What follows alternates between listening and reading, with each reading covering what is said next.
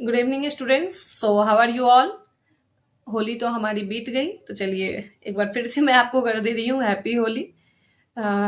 Without wasting of time चलते हैं हम अपने सिलेबस की ओर।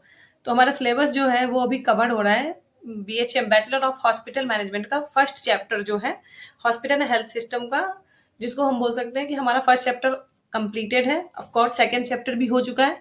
आज जो हम शुरू करने जा रहे हैं वो है हमारा थर्ड चैप्टर का फर्स्ट पॉइंट, और जो टॉपिक है वो है बहुत ही कॉमनली टॉपिक है जो आपने कहीं ना कहीं ऑफ कोर्स सुना ही होगा, एपिडेमियोलॉजी।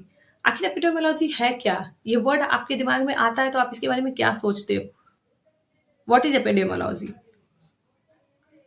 तो हम इसको आज डिटेल्स में जानेंगे। एपिडेमियोलॉजी होता क्या है, कहाँ से होता है, किस किस को होता है, इसको कंट्रोल कैसे कर सकते हैं, इसे प्रिवेंट कैसे कर सकते हैं, because we are always saying prevention is better than cure of course.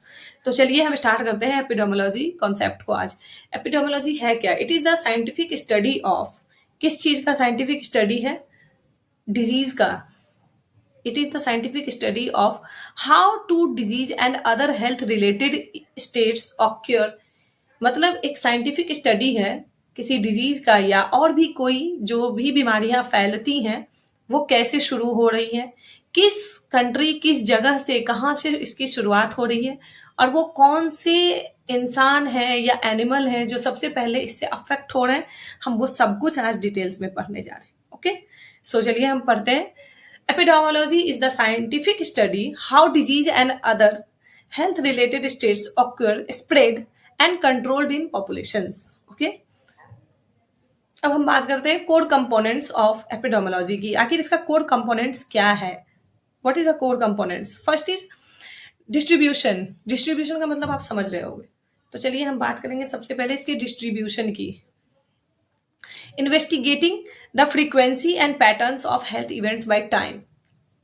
हम इन्वेस्टिगेट करते हैं मतलब चेक करते हैं, उसको कंप्लीटली चेक करते हैं कि इसकी जो फ्रीक्वेंसी है वो कब स्टार्ट हुई, कहाँ से हुई, और किस टाइम तक ये हो रही है, किस टाइम से हुई और किस किस से हो रही है। तो इसमें हम जो सबसे पहला चेक करेंगे व्हेन इट ऑक्योर्स, मतलब ये कब हुआ, कहाँ हुआ, प्लेस चेक करेंगे, और सबसे पहला पर्सन हु इज अफेक्टेड, मतलब वो कौन सा पर्सन है जो इससे सबसे पहले अफेक्ट हुआ, वो भी हम ही इन्वेस्टिगेट करेंगे।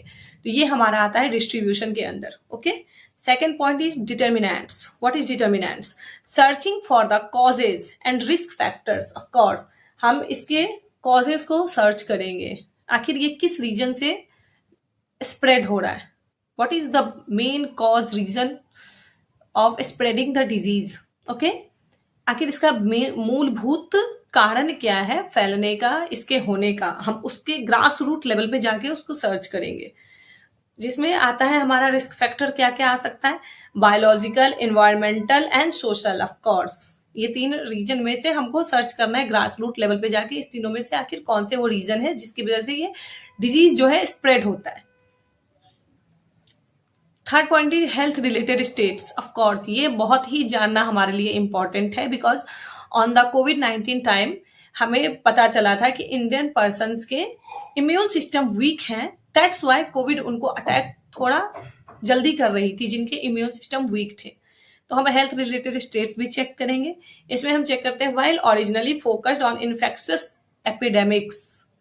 हम ये चेक करेंगे कि आखिर वो कौन सी डिजीज है जो ऑलरेडी इन्फेक्शियस है। It now includes chronic disease.